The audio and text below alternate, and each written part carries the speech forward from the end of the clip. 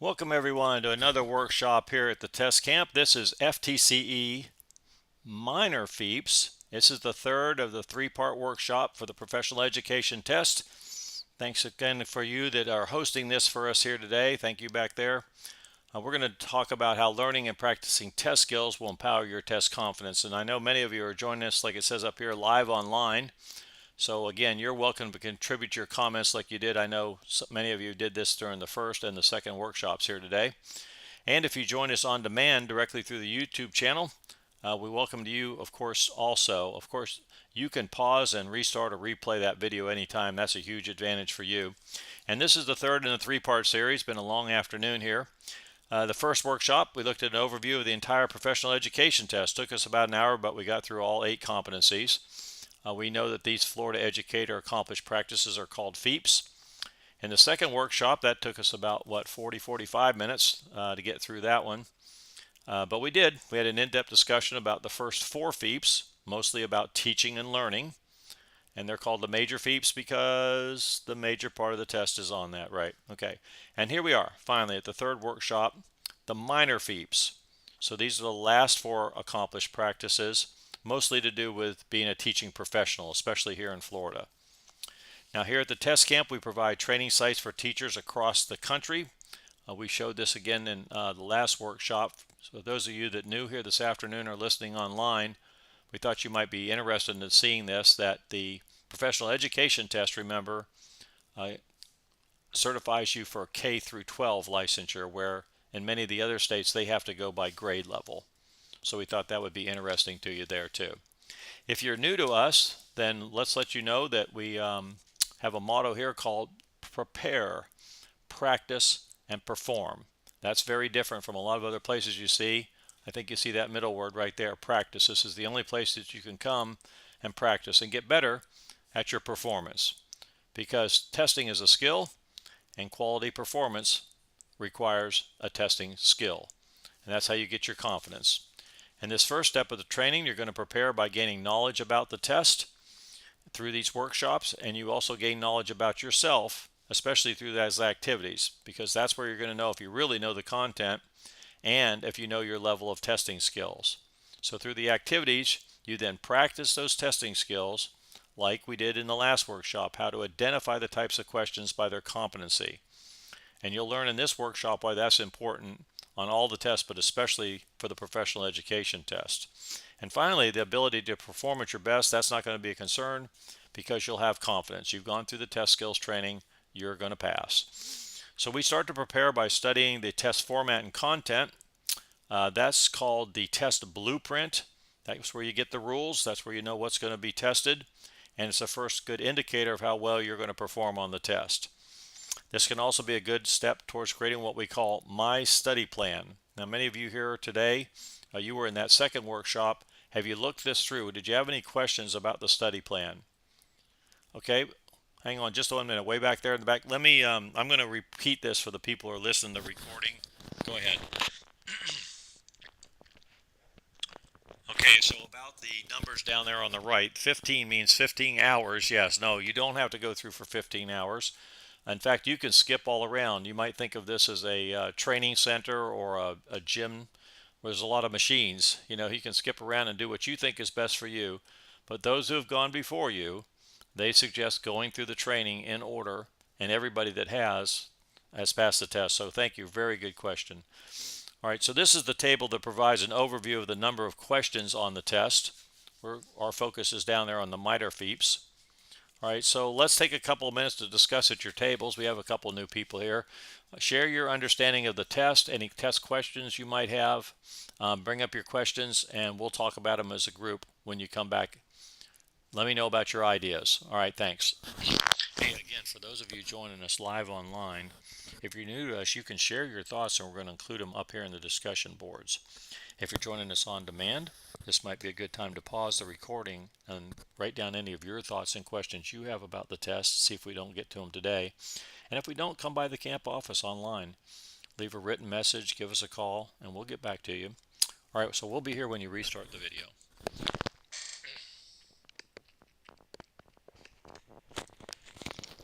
In the the first workshop, okay, up here, we noted that questions are mixed on the test. There's no separate subtest.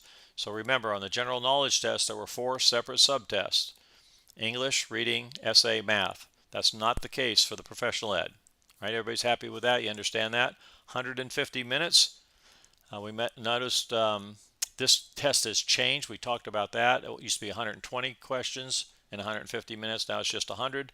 You may have a few more questions because sometimes the test writers put extra questions in there to test their validity and their reliability.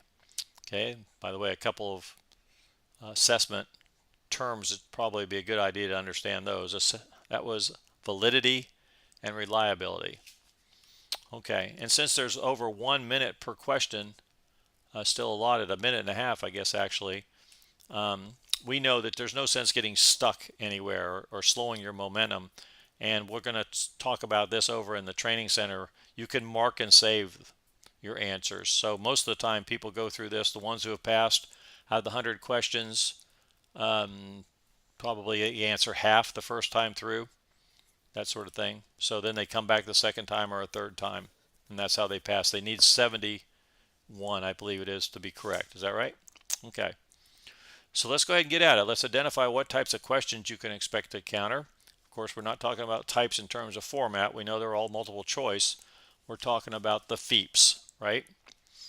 And then the question then is, well, who's deciding? Who's deciding what a competent teacher is? We talked about this in the last workshop, that there are test writers that are hired to represent questions that on the test that have current educational culture as their theme.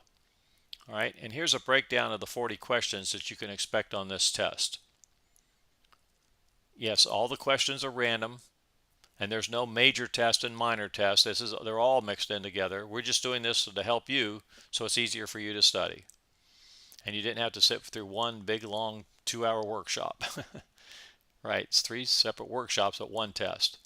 All right, that first FEAP is professionalism. Here's what the test information guide has to say about this area.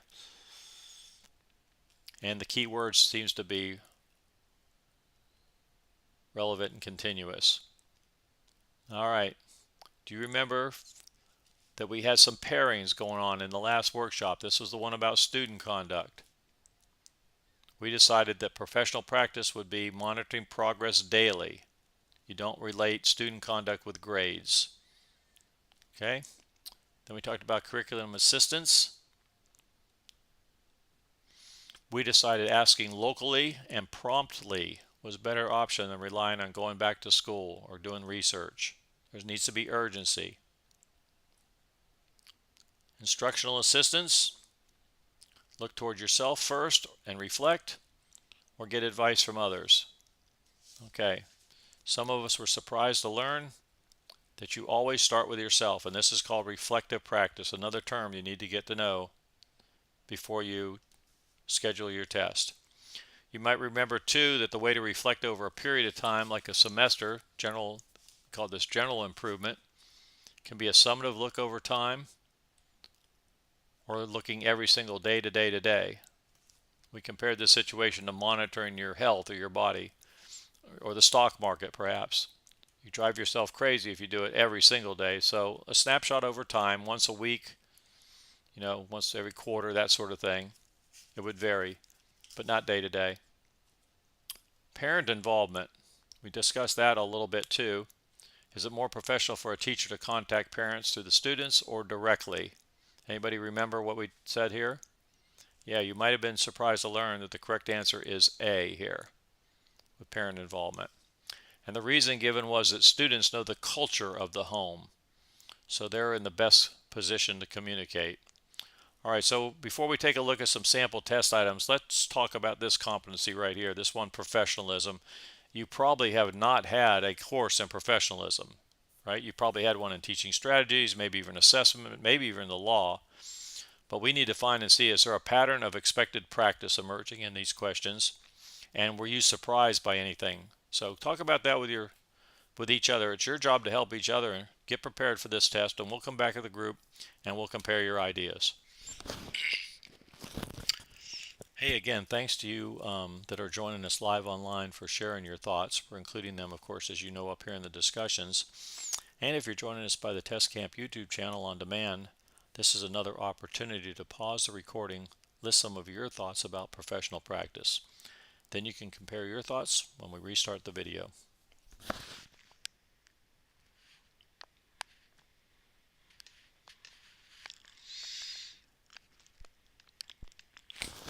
Thanks to everyone who's contributed to the discussion up here. Yeah, for those who are watching the recording of this session, I think we've agreed on two thoughts. You tell me if I'm saying this right for them. Number one, none of you have had a course that specifically addressed professionalism. Am I right about that? Okay. And we're still looking for patterns in the answers that might guide us on the test. All right, so how did I do? All right, so let's look at some of these sample questions. Maybe this will help us out. The issue here is that professionalism for teachers is an extension of their duties of the school. So let's look down here at the bottom first at the answer set, and then looking for a key word or phrase up at the top. Next question. Oh, you want to go back? Okay, we'll go back.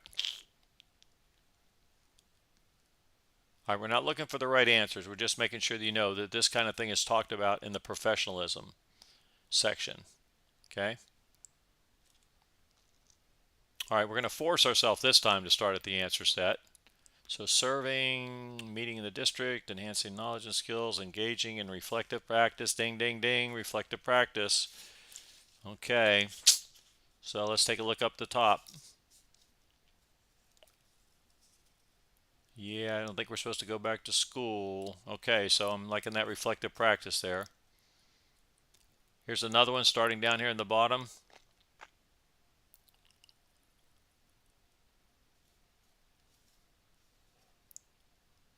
All right, can you see some obvious distractors here? Let's go up top.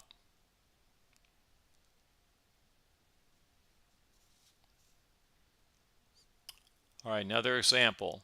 This will be nowhere near this fast. We're going way too quickly here. We're just trying to get the idea of what is a professionalism question. You'll have over a minute per question, so you'll take your time. Here's another one.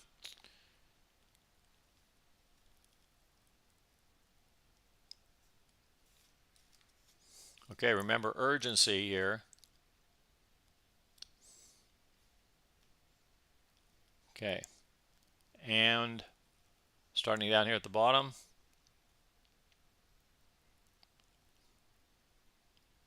Did you find the two obvious distractors here? Right, we're not going to take a college course. Probably not going to ask the team. All right, how about one more?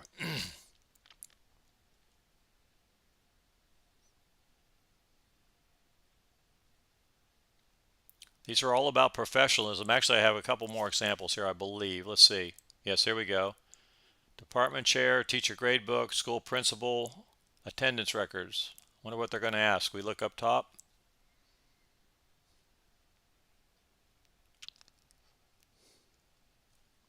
All right, so what can we say about professionalism? The professional teacher is always improving. They're a reflective practitioner. They learn from experience more than from research or study.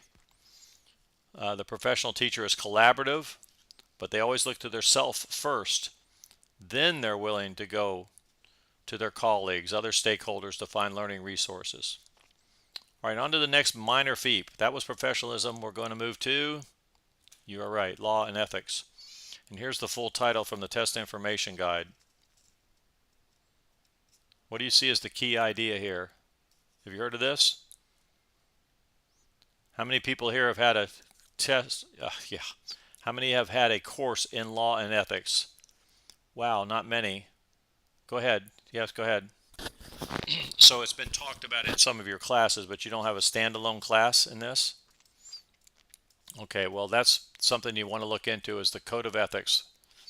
Okay. In the first workshop, we discussed some of these scenarios again. One was about if a student is injured.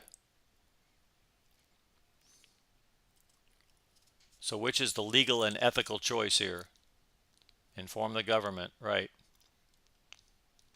How about the use of technology? Okay. Is there a correct choice between these two? Yes, know the law. And what is considered the most dangerous hazard when using company email? Harm that could come to the system or harm that could come to the user? It's to the system. Let's do another one, a couple questions here, samples again, but we're going to start with the answer set again. Student, profession, parents, public. This is really important. This has to do with the code, I'm almost certain. I think the question is going to say, what's not part of this of the professional conduct code? I think. Let's see what it says up there. Yeah, okay, principles. Yeah, we're going to take a minute and talk about this one because this is important. Which one would you say? It says not, doesn't it?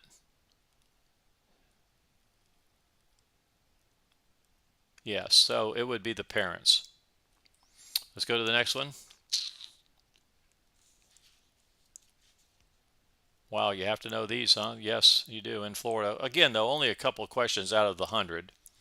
So maybe these aren't 2 of the 71 you get correct, but make sure you answer them. Mark and save them if you don't know. Let's try another one here. Again, we're talking about law and ethics.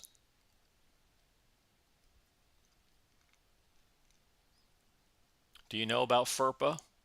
F-E-R-P-A? If not, that's something to mark down, something to go look up. You know about IEPs?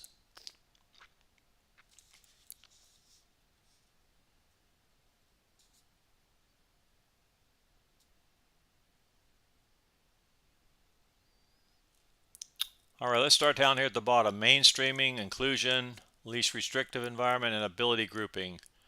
What are we talking about here? Oops. What are we talking about here? Right, this is law and ethics. All right, we don't need to look at that. Let's go to the next one here. Attempt to intervene, contact the authorities, drive away or drive away. I bet we can take away those 2 drive aways. Let's go look at the top.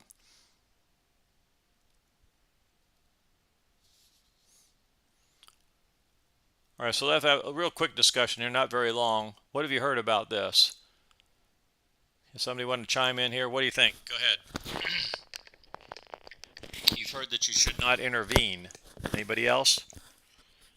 Yeah, and you don't think drive away sounds like a legal or ethical choice either, right? Well, I think you're right about that. In most cases related to school safety, the correct response involves a trained authority figure. Think about it that way. You go find somebody who's trained. Okay? You don't need to put yourself in harm's way either. All right, let's try this one here. Start down there at the answer set.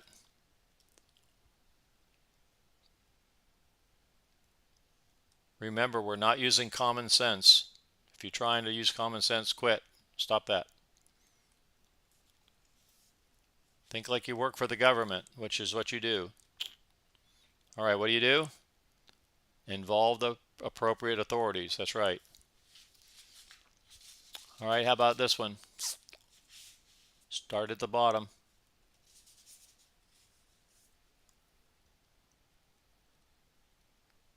You can see now why it's important to get in touch with the principles of professional conduct. A lot of good resources out there. Textbooks will tell you all about that. It's not very complicated. Okay, some can be very specific though. Look at this. Specific to Florida.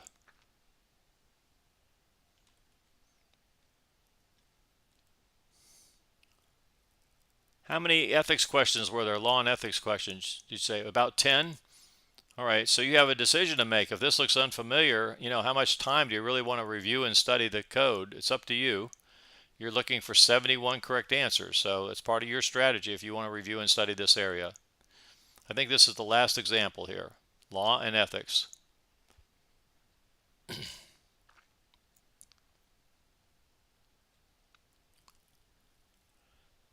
So how are we doing on this? Did we recognize any patterns that might help you find correct answers? Go ahead. Yes, back here. I'm going to repeat your comment for those watching the recording. So you're a bit surprised by the amount of rules and regulations, right? If you haven't had a legal class or a law class, you are too, others are too. Yeah, well, you're working for the government now. So, it's all about safety. All right, so in terms of law and ethics, we can say that the teacher's bound by the law. Is that right? Sound right? And that there are these three main principles of professional conduct. The teachers also focus on safety, especially the safety of the students. And they're supposed to go get a qualified authority to intervene. Okay, the next FEAP then was the English language learners, and here's the test information guide description. The keywords or phrase here then would be research-based practices. Okay, there's a group of insiders, the circle of educators that do this for a living, so they help create these questions for you. This should be helpful. I would expect it to be helpful. Okay, here's one scenario. Well, when do you practice helping them get better language in a low-risk situation or with a language buddy? Yeah, do you remember what the answer there was? Avoid embarrassment or help the student increase their confidence? Which one? Yeah, always avoid embarrassment, right? Let's try this sample question starting at the bottom. These look like dates. Okay, go back up to the top.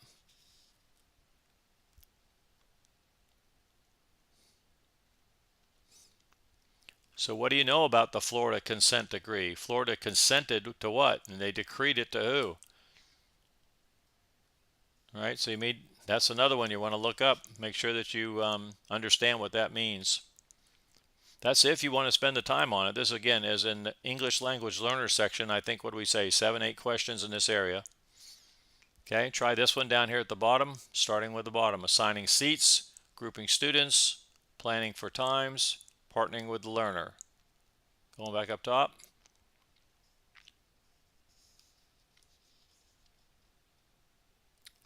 See any keywords here?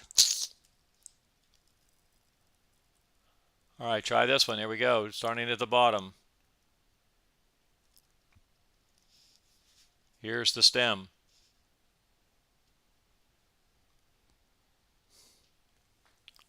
So there's some overlap between this competency and our next one, which is going to be literacy, reading. Elementary education teachers, you got this one.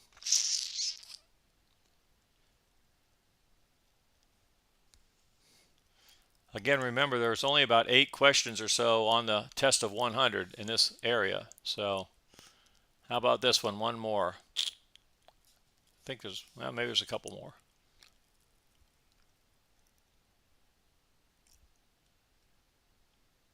Yeah, if you're attending this workshop here today live and you want to go back, of course this video is on demand, you can go back and look at these when they have more time. We're just trying to figure out how they match up with the competencies. Here's one more that has just the answer set first. I like that bottom one there. Ignore the error, no. Correct the grammar, might embarrass the student. Model the correct response. I like the first and the last one.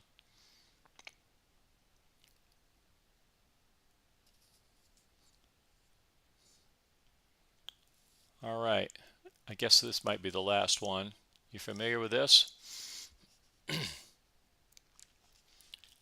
How much time are you going to spend trying to learn all this? It's your strategy. All right, I believe this is the last example here. Again, English language learners and literacy.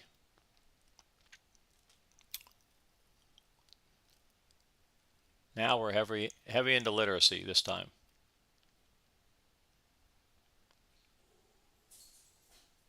Another example.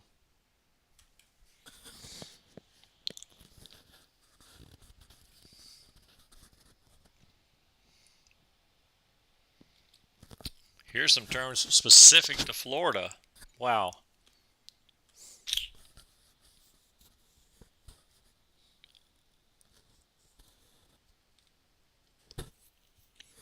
And even some procedures related to ESOL, or English language learners.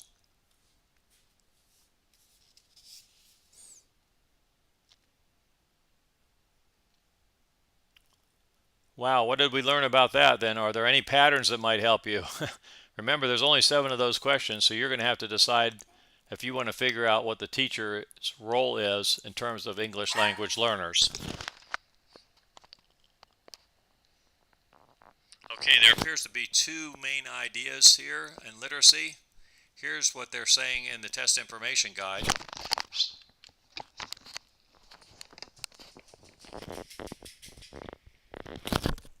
Effective literacy strategies, okay? And across the curriculum is the second main idea here.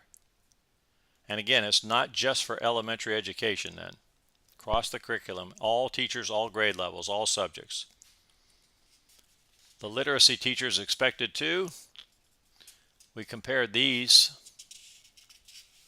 in the first workshop. Students' interests, guide, or reasoning, and quality. Which way do you go? Letter A, choice A. You're supposed to nurture or exercise. Pretty easy to figure that one out, at least on this test. Here's a sample question. Start with a response set. To promote quiet? I don't know about that. Memorize? Oh gosh, so those bottom 2 choices.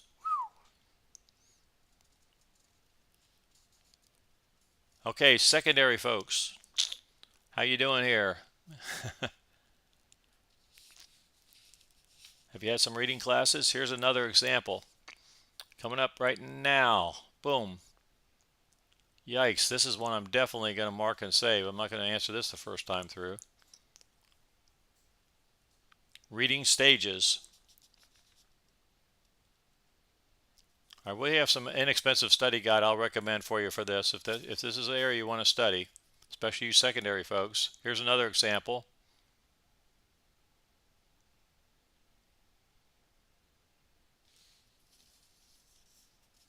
And here's a literary question, or a literacy question.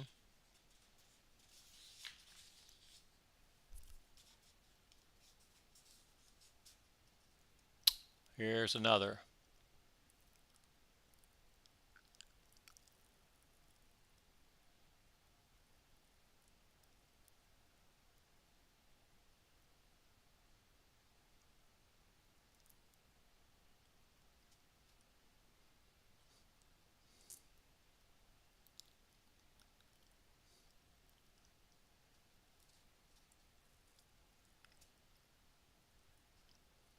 All right, so what we can say about literature is the teacher's expected to be accepting. What does that mean? Okay, secondary teachers might not know what this is about here. They need to know across all grade levels and curriculum, accepting of the fact that they have to teach this. They need to know about literacy, so they need to be well versed in terminology and the strategies. Okay, so that was more of an in-depth look at the minor FEAPs. You can see that only make up about 1/3 of the test. Let's conclude up this workshop here today by talking about which one would you choose, and then we'll talk about some resources for you. Which of these would you choose? Which is your best area? Which is your more challenging? And then we'll discuss your preferences as a group. Hey, if you join us today live online, share your thoughts and we'll include them in the discussion. And if you're watching this pre-recorded video, pause the recording and do a little self-reflection. Which would you choose and how do you prepare for standardized tests? Come back and join us anytime.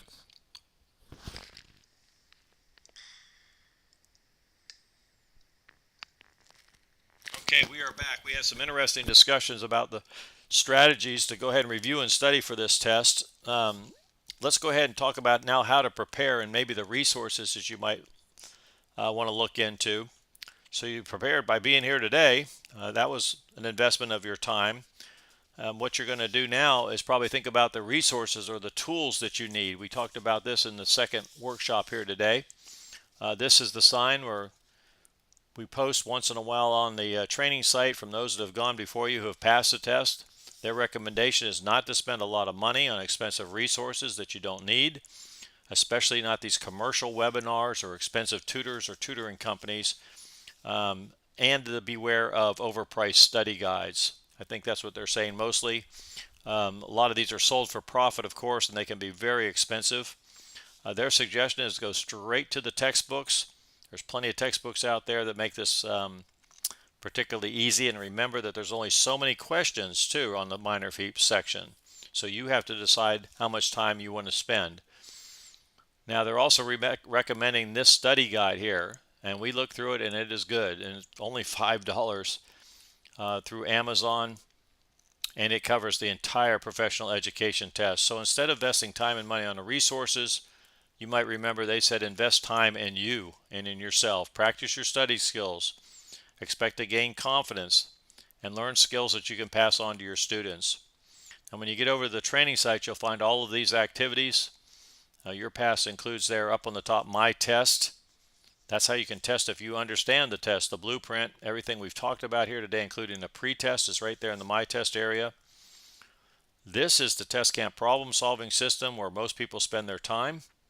You start up there at the top, identify the type of question by the competency, exactly what we did here today. Plenty of quizzes and tests over there provide an opportunity to practice your test skills and assess your test content knowledge, and the quizzes are based on the competencies.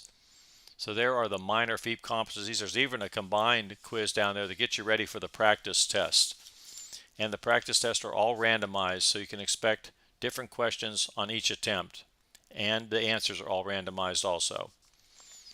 As you complete the training activities, you can earn points towards a professional test certificate by passing that post-test, and that guarantees your success. So you can expect to perform with confidence, and that comes from the knowledge and skills earned during the training. So let's go ahead and get started over there. There's no better time than now to empower your test confidence.